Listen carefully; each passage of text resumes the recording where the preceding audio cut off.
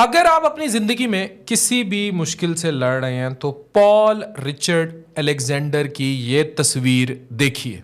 Imagine कीजिए कि आप अपनी जिंदगी के 78 साल 78 ईयर्स की जिंदगी आप पाएं और उस जिंदगी का 99% आप इस लोहे के पिंजरे में गुजार दें। 1952 से ये शख्स पोलियो का शिकार हुआ और 1952 से 2024 11 मार्च 2024 तक ये शख्स इसी लोहे के लंग में सांस लेता रहा।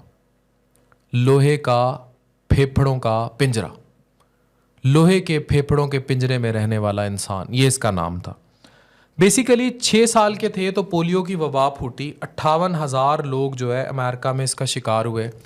जब इसके लंग्स मुतासिर होने लगे, उनके फेफड़े मुतासिर होने लगे, तो सपोर्ट के लिए इसको इस पिंजरे में रखा गया। जितने लोगों को रखा गया तकरीबन फौत हो गए एक्सेप्ट पॉल रिचर्ड अलेक्जेंडर के। इसकी कुव्वत इरादी आई थिंक किसी भी गिरते हुए शख्स को संभालने के लिए काफ़ी। आप इसकी ज़िंदगी अगर आपने पढ़नी है, मैंने क्योंकि ये जो आपको सामने आपके एक पिक्चर अभी आ रही है, ये एक किताब है।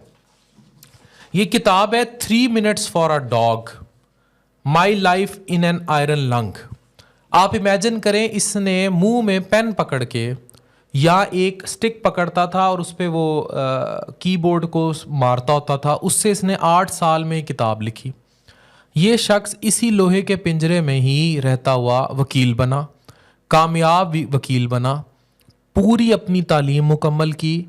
इवन इसने वक्त के साथ अपने आप को ऐसे ढाल लिया था कि इस पिंजरे से कुछ घंटे ये बाहर गुजार लेता था। तो इसने मुकदमे भी लड़े और हर तरह से इसने अपनी ज़िंदगी को सरवाइव किया।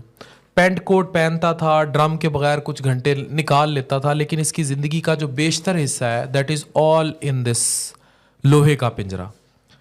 आप ये देखें कि एक ऐसा शख्स जो पूरी ज़िंदगी लोहे के पिंजरे में रहा हो, उस शख्स ने किताबें भी लिखी, उसने तालीम भी मुकम्मल की, वो अपने भाई के साथ भी खेलता था। अब इसके भाई की कहानी बड़ी मज़े की है। इसके भाई की, क्योंकि मेरे पास रिसर्चर्स ने पूरी इसकी रिसर्च मुझसे शेयर की थी कि ये जो इसका भाई था, वो कहता है, फिलिप नाम था उसका, फिलिप पॉल, वो कहता था कि ये पॉल अलेक्जेंडर था और फिलिप अलेक्जेंडर था। वो कहता था कि इसके आखिरी लम्हात में मैं इसके करीब था, हम खेला करते थे, हम मजाक किया करते थे, आखिरी बार हमने जूस भी इकट्ठे पिया था। और ये शख्स मुकम्मल हंसमुख खेल, उसको कभी ज़िंदगी में इस बात का पछतावा नहीं था कि उसको इस लोहे के लंग में रहना पड़ता है। यहीं खाता था, यहीं पीता था, यहीं जो इसकी ज़िंदगी गुजरी, इतने साल तो इस पिंजरे से निकल ही नहीं सका। इसने 1984 में ऑस्टन यूनिवर्सिटी से लॉ की डिग्री पास की थी और सन 2020 में इन्होंने अखबार गार्डियन को बताया था कि मैं जानता था कि अपनी ज़िंदगी के साथ कुछ कर लूँगा और ये एक जहनी चीज़ होगी।